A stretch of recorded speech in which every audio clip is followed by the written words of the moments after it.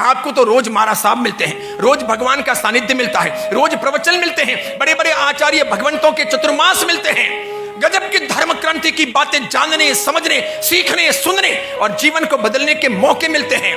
और फिर भी इतना बड़ा समृद्ध मुंबई का समाज एक बहुत बड़े प्रयास के लिए, सामाजिक उत्क्रांति के लिए, धार्मिक गहरे परिवर्तन के लिए, समाज के सामने आ रही चुनौतियों से निपटने के लिए, समाज का वर्चस्व मजबूत करने के लिए, न हारने के लिए, अपनी औकात के अनुसार जीने के लिए, स्वाभिमान की रक्षा के लिए और ये बनाई हुई हमारी परंपराओं और धातियों को संभालने के लिए एकमुश्त होने को अभी भी तैयार नहीं है। कभी ये सोचने का प्रयत्न नहीं करते कि जैन धर्म को आगे बढ़ाने के लिए कौन कौन से बिंदुओं पर गहरी चिंता करनी होगी, किस प्रकार ये भगवान महावीर की परंपरा का धर्म सुरक्षित रह सकेगा। जिस कदर ये समाप्त होता जा रहा है, इसे संभालने का दायित्व मात्र साधुओं और साध्वियों का नहीं, श्रावक और श्राविकाओं का भी है। और उसके लिए ये चतुर्विध संघ मिलकर के कौन सी मक्कम, परिपक्व, ताकतवर लागू कर सके ऐसी योजनाएं बना रहा है। जितना हम क्रियाओं में, विधियों में, धन में, मौसों में उलझे हैं या रचे पचे हैं, उसके सामने जैन धर्म को बचाने में, उसे मजबूत करने में, उसकी जड़ों को सींचने में हमारा इतना प्रयत्न नहीं है। दूसरी तरफ स्वामीनारायण संप्रदाय को देखो, मुसलमानों को देखो, ईसाइयों को देखो, सिखों को देखो, यहूदियों को देखो, वे बड़ी मात्रा में छाते जा रहे हैं, वे मजबूत होते जा रहे हैं, उनके अपने मास्टर प्लान है। हम अपनी योजनाएं छोड़ते जा रहे हैं। कभी आपने सोचा, ये मंदिर तो बना रहे हैं, इन मंदिरों को संभालेगा कौन? बड़े बड़े उपाश्रय तो बना रहे हैं, इन उपाश्रयों को संभालेगा कौन? आगम शास्त्र सोने या चांदी की स्याही से लिखवा तो रहे हो, इनको संभालेगा कौन? ये दावा है मेरा, पक्के तौर पर दावा है और उसे आप झुठला नहीं सकते कि इस किसी भी बड़े प्राचीन तीर्थ की या आज बन रहे मंदिरों की भी 100वीं वर्षगांठ, सेंचुरी जैन समाज नहीं मनाएगा।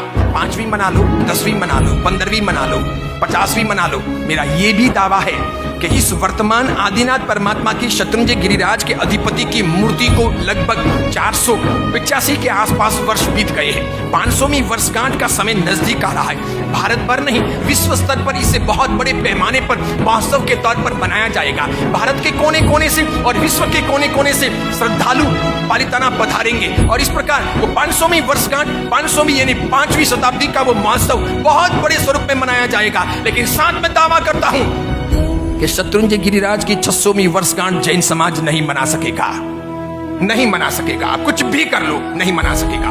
आज के वर्तमान स्थितियों को देखने के बाद ये पक्के तौर पर कहा जा सकता है कि 500 साल भले आप मना लो, 600 साल आपके नहीं होंगे। आसपास में अगर बड़ी मात्रा में आपके मंदिरों के, उपाश्रयों के, स्थानकों के, तेरापन भवनों के आसपास में बड़ी मात्रा में अगर मुसलमान समाज की बस्ती हो गई तो उन मंदिरों को, उपाश्रयों को, स्थानकों को, तेरापन भवनों को मस्जिदों में तब्दील कर दिया जाएगा। उसे आप नहीं रोक सकोगे। अगर वहां पर आसपास में बहुत बड़ी मात्रा में हिंदुओं की बस्ती हो गई तो उनको जैन मंदिर मिटा करके हिंदू मंदिरों में तब्दील कर दिया जाएगा। इधर उधर के देवी देवता ला करके बिठा दिए जाएंगे। अरिहंत आज आप कह सकते हो, कल आप अरिहंत कहने के काबिल नहीं बचोगे। 25 साल पहले मैं ये बातें कहता था इंटरकास्ट मैरिज को लेकर, कम होती जनसंख्या को लेकर। आज मेरी बातें विश्व के अलग अलग प्रकार के सर्वे आए, वो सच सिद्ध कर रहे हैं। 25 साल पहले ये बच्चा जब बोलता था तो सब लोग मजाक उड़ाते थे। कई साधु साध्वी तो ये कहते थे कि विमल सागर जी का दिमाग खराब हो गया है, दिमाग खराब हो गया है, बेवकूफी जैसी बातें कर रहे हैं। पंच महाव्रतधारी साधु को सुधर्मा स्वामी की पाठ पर बैठ करके तो ब्रह्मचर्य के व्रत का प्रतिपादन करना चाहिए, साधना की बातें करनी चाहिए, वीरती का उपदेश देना चाहिए, सामायिक का, प्रतिक्रमण का एक आधा व्रत लो या कम से कम 5 अणुव्रत पालो, ऐसी शिक्षा दीक्षा देनी चाहिए। ये तो कहते हैं कि अधिक बच्चे होने चाहिए। ये कैसी नेगेटिव बात है? ये क्या कर रहे हैं? इनका दिमाग खराब है। साधु साथियों को ऐसा बोलना नहीं होता, व्रत भंग कर रहे हैं।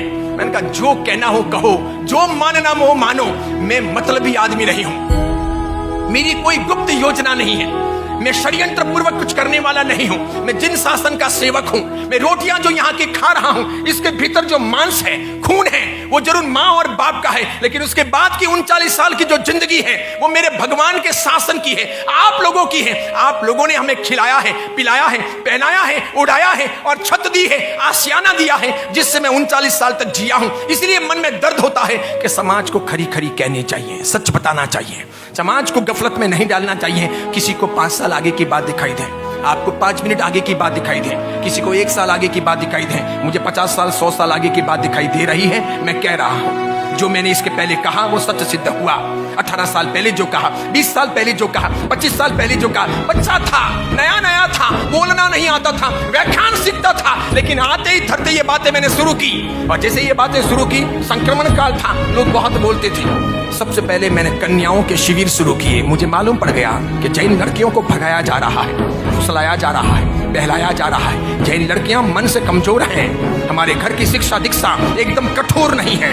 हर हालत में हमारी औलादें 1 इंच नहीं, 1 सेंटीमीटर भी हमारी भावनाओं के अतिरिक्त फिसलनी नहीं चाहिए। ऐसा घर में वातावरण हम खड़ा नहीं कर सके हैं। और इसीलिए मुसलमानों की कन्याएं मजबूत हैं, सिखों की कन्याएं मजबूत हैं, यहूदियों की कन्याएं मजबूत हैं, लेकिन जैनों की कन्याएं कमजोर हैं। उन्हें उठाया जाता है, उन्हें ले जाया जाता है और वो चली जाती हैं। धर्म परिवर्तन होता है। दुष्काल में अधिक मास हो रहा है। एक तरफ जैनों की जनसंख्या कम है, दूसरी तरफ लड़कियां बाहर जा रही है। दोनों तरफ नुकसान ही नुकसान हो रहा है। और ये बात भी मैं 25 साल पहले शुरू कर लिया।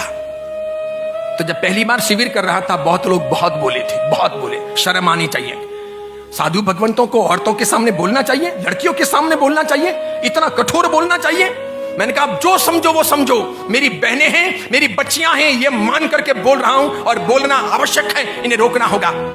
अब दोनों बातें समाज स्वीकार करने लगा 25 साल के बाद। अब तो प्रवर समिति हो या अन्य संगठन हो, अन्य समाज हो या अन्य मंडल हो, इन चीजों पर चिंतन मनन कर रहे, इन चीजों पर वीडियो बना रहे, इन चीजों पर बातें हो रही, डिस्कशन हो रहा, मीटिंगें हो रही कि हाँ, जैन जनसंख्या कम भी हो रही है और लड़कियों का इंटरकास्ट मैरिज हो रहा है। इन दोनों चीजों पर चिंतन करने की आवश्यकता है। मैं ये कह रहा था कि 3 प्रकार के दुनिया में लोग होते हैं।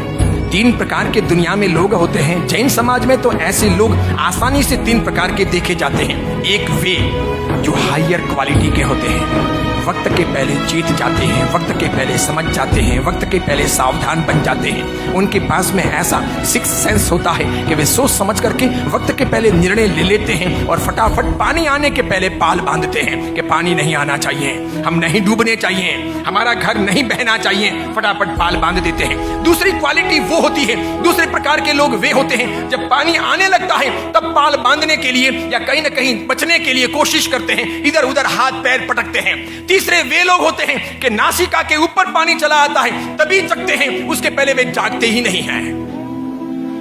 वर्तमान जैन समाज में ऐसे लोगों की संख्या बहुत ज्यादा है जो ठीक नाक के पास में पानी पहुंचता है उसके बाद में इंतजाम करने का प्रयास करते हैं, वक्त के पहले नहीं जगते।